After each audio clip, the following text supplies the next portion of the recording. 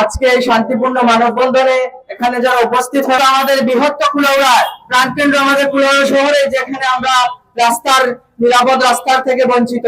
তাই আমরা প্রশাসনের কাছে দৃষ্টি আকর্ষণ করব, আপনারা অতি বিলম্বে আমাদের সুষ্ঠু রাস্তার অধিকারটি আমাদেরকে পূরণ করে দেন এবং আমরা সবার কাছে অনুরোধ করব, আমাদের এই দাবি পূরণ হওয়া না পর্যন্ত আমরা এই রাজপথে ইনশাআল্লাহ থাকবো। সব দাবির সাথে আমরা একমত যে কুলাউড়ার এই যানজট নিরসনে আমরা 24-এর অভ্যুত্থানের আগের যে কুলাউড়ার চিত্র ছিল এখনো সেই চিত্রই দেখতে পাচ্ছি।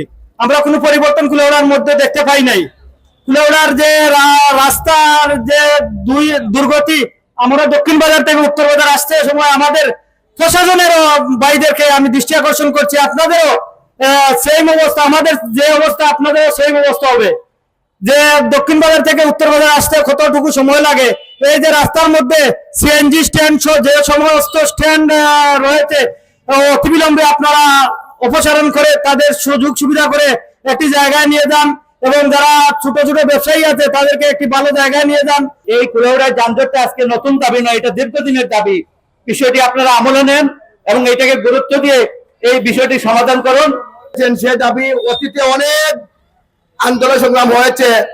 আমি চাইবো যে ছাত্র সমাজ এই আগস্ট মাসে যে বিপ্লব ঘটেছিল, আমি চাইবো কুলাউড়ার সাধারণ নাগরিককে সাথে নিয়ে এই দাবি আদায় না হওয়া পর্যন্ত আমরা আন্দোলন অব্যাহত থাকবে এবং সবাইকে আমরা ঐক্যবদ্ধভাবে কাজ করবো। কারণ উত্তর বাজার থেকে দক্ষিণ বাজার যদি অ্যাম্বুলেন্স যেতে হয় সেখানে 20 মিনিট লাগে।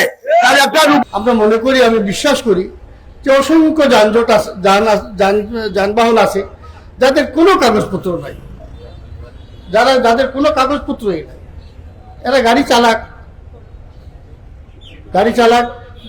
তাদের পরিবার পরিজন নিয়ে চলুক, আমাদের বাধা নেই, কিন্তু সামান্যতম একটা নিয়ম শৃঙ্খলা তো মানা উচিত।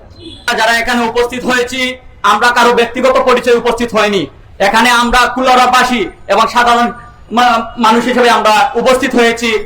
আমি সেই সাথে আপনার উপজেলা মৌলভীবাজার জেলা প্রশাসককে দৃষ্টি আকর্ষণ করছি, আপনারা আমাদেরকে একটা সময়সীমা করে দেন।